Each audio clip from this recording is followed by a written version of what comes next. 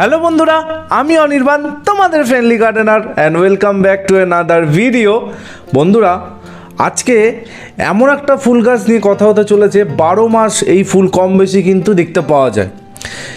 কিন্তু তোমরা হয়তো একটা জিনিস লক্ষ্য করেছো, বর্ষায় এই ফুলের অবস্থা খুবই শোচনীয় হয়, খুব খারাপ হয়, ইনফ্যাক্ট মারাও যায়। আমিও সেই তোমাদের দলেই আছি। আমারও নয়নতারা গাছের সাথে একই রকম সমস্যা।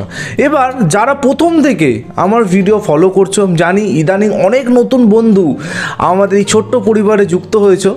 সেই সব বন্ধুদের বাদ দিলে যেই সকল বন্ধুরা প্রথম থেকে আমার চ্যানেল ফলো করছো, নয়নতারা গাছ সম্বন্ধে আমি আগেও ভিডিও করেছি। আর তোমাদের আমি বলেছিলাম দেশি ভ্যারাইটি নয়নতারা গাছ যদি তোমরা বসাও, সেই নয়নতারা গাছগুলোতে কিন্তু বর্ষায় সমস্যাটা অনেক কম, মানে সমস্যা নেই বললেই চলে।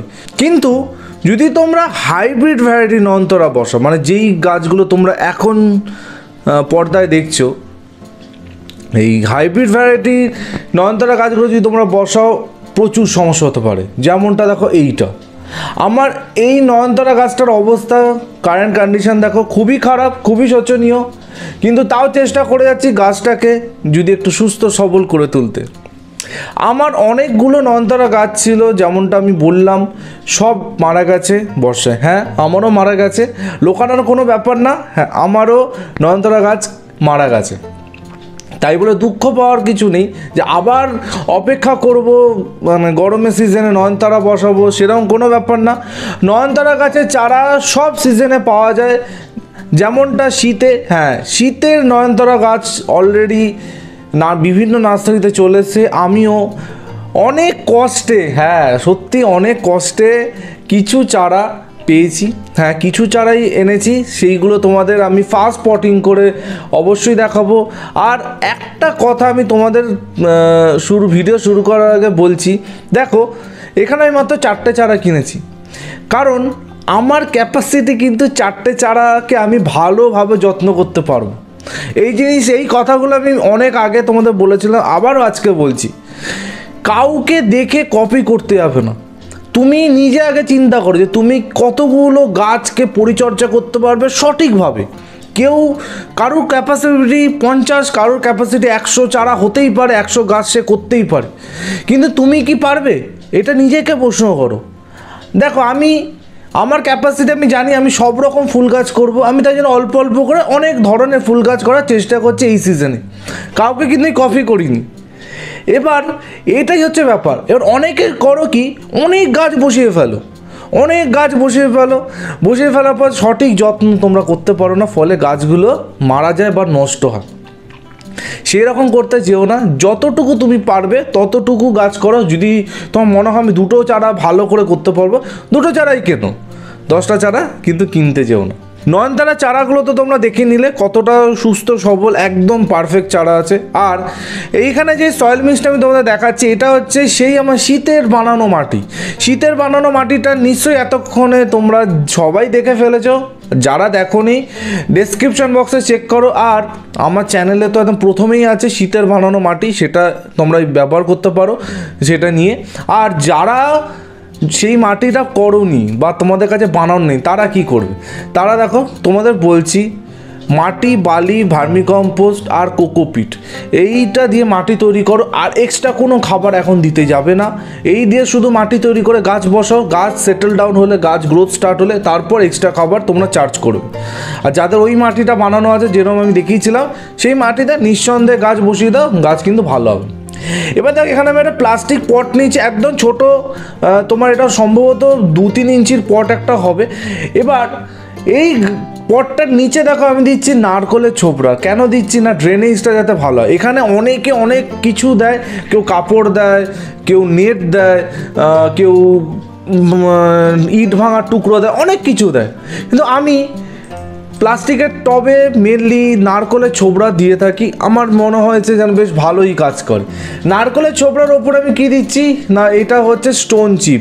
কারোর কাছে যদি স্টোন চিপ না থাকে, স্টোন চিপের জায়গায় তোমরা বালি চালাপো যে পাথরটা আছে সেটা ইউজ করতে পারো, কোনো অসুবিধা নেই। এবার দেখো মাটি ভরে নিচ্ছি। আর এই যে আমি এই চারাগুলো চাইলে কিন্তু আমি ডাইরেক্ট একটা 5 ইঞ্চি বা 6 ইঞ্চি টবে বসাতেই পারতাম, কারণ গাছগুলো এতটাই ভালো আছে। কিন্তু যদি তোমরা এই ফাস্ট পটিংয়ের স্টেপটা করো তাহলে গাছের গ্রোথ, গাছের বৃদ্ধি অনেকাংশে ভালো হবে।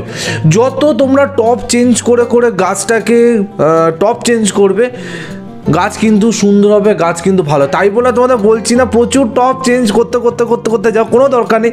2টো টপ চেঞ্জ করো, থাম পটের পর এরকম একটা ছোটো পটে বসো, তারপর ডাইরেক্ট তোমরা মেন টপ। আর নয়নতারা গাছের জন্য 8 ইঞ্চি এনাফ, আর কারোর কাছে 6 ইঞ্চি থাকে 6 ইঞ্চিও করতে পারো, কোনো সমস্যা নেই। 10 ইঞ্চি টবে বসানো কোনো দরকার নেই, 8 ইঞ্চি টব এনাফ, মোর দ্যান এনাফ। 8 ইঞ্চি টবে প্রচুর ফুল হবে, ফুল একদম ভর্তি হয়ে যাবে। দেখো আমি চারাটা কিরমভাবে বসিয়ে দিচ্ছি, ঠিক এরকমভাবে যেমনটা তোমাদের আগে বহুবার বলেছি সেই রকমভাবে চারাটা বসাবে, গাছটা কিন্তু ভালো হবে।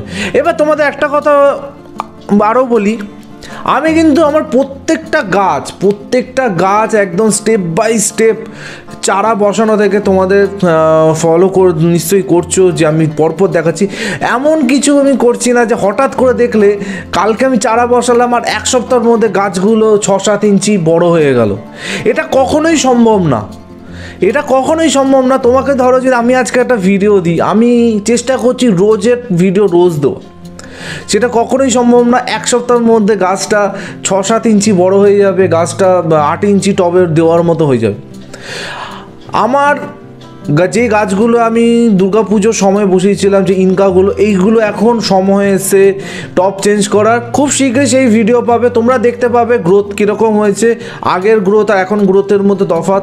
আর একটা কথা বলছি, এই যে ছোটো চারাগুলোতে আমি শুধু জল দিয়ে যাচ্ছি, কোনো রকমের খাবার দিচ্ছি না। ভেবো না যে আমি অন্য কোনো রকমের খাবার এই গাছে দিচ্ছি, শুধু জল আর কিচ্ছু দিইনি, তাতেই গাছের কিন্তু গ্রোথ হচ্ছে। তো এইরকমভাবে ধৈর্য ধরে গাছ করো, নিশ্চয়ই ভালো হবে। আর আমাকে অনেক বন্ধুরা অনেক ধরনের গাছের রিকোয়েস্ট করছো। এবার আস্তে আস্তে দেখো বন্ধু, আমি আস্তে আস্তে চেষ্টা করছি সব ধরনের ভিডিও তোমাদের সামনে নিয়ে আসার। এবার তার জন্য একটু সময় দিতে হবে, কারণ একদিনে তো আমি একাধিক ভিডিও দিতে পারি না, কারণ তোমাদেরই আলটিমেটলি অসুবিধা হবে সেসব ভিডিও দেখতে। সো এই কটা কথা বলার ছিল। তোমরা স্টে টিউন থাকো আমার চ্যানেলে, যারা নতুন আছে চ্যানেলটা সাবস্ক্রাইব করে নাও। নিচে দেখো রেড কালারের সাবস্ক্রাইব বাটন আছে, যেই সাবস্ক্রাইবটা টোটালি ফ্রি। সাবস্ক্রাইব করার সাথে সাথে পাশে বেল আইকনটা কিন্তু প্রেস করতে ভুলো না, তাহলেই আমার ভিডিওর সমস্ত নোটিফিকেশান সবার আগে কিন্তু তুমিই পাবে। তো এখানে দেখো চারাগুলো আমি বসিয়ে নিচ্ছি, 4টে চারা টোটাল তোমরা দেখতে পেয়েছো, 4টে চারা আমি এখানে বসাবো। আর এই গাছগুলো কিন্তু এখন শেডে রাখবো, অন্তত 2 দিন শেডে রাখলে এনাফ। তারপর আস্তে আস্তে যেমনটা তোমাদের বলেছিলাম হালকা রোদ থেকে ভারী রোদের দিকে আমরা যাব। এবার এই ছিল টোটাল কেয়ার, এই ছিল নয়নতারা গাছের ফার্স্ট পটিং তোমাদের সাথে শেয়ার করলাম। অবশ্যই কমেন্ট সেকশনে জানিও ভিডিওটা কীরকম লাগলো, আর কোথাও যদি কোনো সমস্যায় বুঝতে নির্দ্বিধায় আমাকে প্রশ্ন করবে, সব প্রশ্নের উত্তর আমি দিয়ে দেবো, কথা দিচ্ছি। নয়নতারা গাছ অলরেডি অ্যাভেলেবেল হয়ে গেছে প্রত্যেকটা নার্সারিতে, অবশ্যই নিয়ে আসো। আর হাইব্রিড ভ্যারাইটি নয়নতারা গাছের এখানে আমি দেখিয়েছি, আরেকবার তোমাদের বলে দিচ্ছি, হাইব্রিড ভ্যারাইটি নয়নতারা সেটা তোমরা নিঃসন্দেহে বসো। আর যেতে যেতে আরেকটা প্রশ্ন উত্তর আমি জিজ্ঞেস করেছি, সেটা আমি বলে দিচ্ছি। কিছুদিন আগে আমি গোলাপ গাছের মিক্স খাবারের একটা ভিডিও দিয়েছি, সেই ভিডিওটার তলে অনেক কমেন্ট এসছে, আমি নিশ্চয়ই সব কমেন্ট উত্তর দেবো ভিডিওর পরের একটা ভিডিওতে। একটা কথা আমি তোমাদের জাস্ট ক্লিয়ারলি বলে দিচ্ছি, ওই গোলাপ গাছের খাবারটা হচ্ছে মাটিতে গোলাপ গাছ, মানে যেই সব গোলাপ মাটিতে আছে, মিডিয়াটা হচ্ছে মাটি, মানে টবের মধ্যে মাটি দিয়ে তুমি যে গোলাপ গাছ করেছো সেই গোলাপ গাছের জন্যই খাবারটা কিন্তু আমি দেখিয়েছি। অনেকে ভাবছো যে আমি জমিতে গোলাপ গাছ আছে সেই গোলাপের জন্য ভিডিও, সেটাও কিন্তু না।